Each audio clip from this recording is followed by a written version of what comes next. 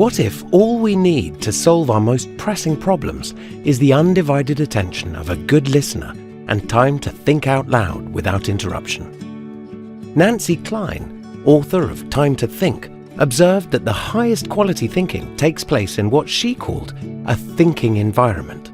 She noticed that the quality of everything we do depends on the quality of the thinking we do first, and the quality of our thinking depends on the way we treat each other while we're thinking. Nancy's 10 components are: attention, listening with respect and without interruption; equality, regarding each other as thinking peers; ease, removing urgency; appreciation, noticing the good and saying it; encouragement, removing competition and judgment; feelings, welcoming release of emotion; information, absorbing all relevant facts; difference, removing assumptions that drive prejudice; incisive questions, questioning untrue, limiting assumptions; and place, being in a context that says, "You matter."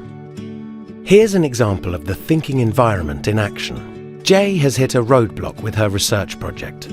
Her mentor, Blake, has offered to be her thinking partner. Knowing the importance of a welcoming place, Blake invites Jay to his light, airy office.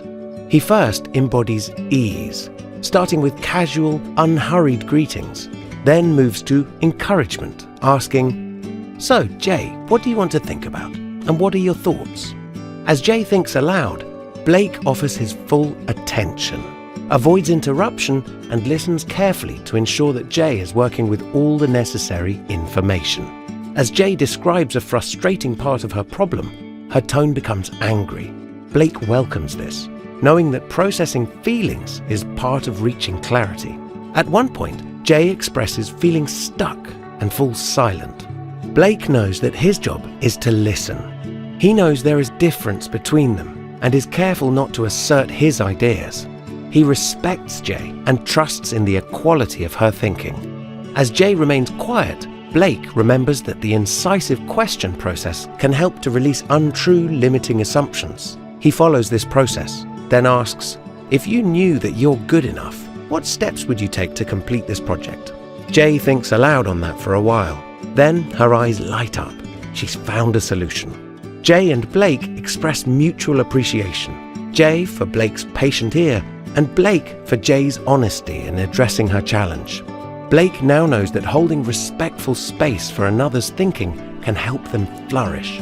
And Jay now knows that a chance to think out loud, uninterrupted, can allow fresh ideas and creative solutions to arise.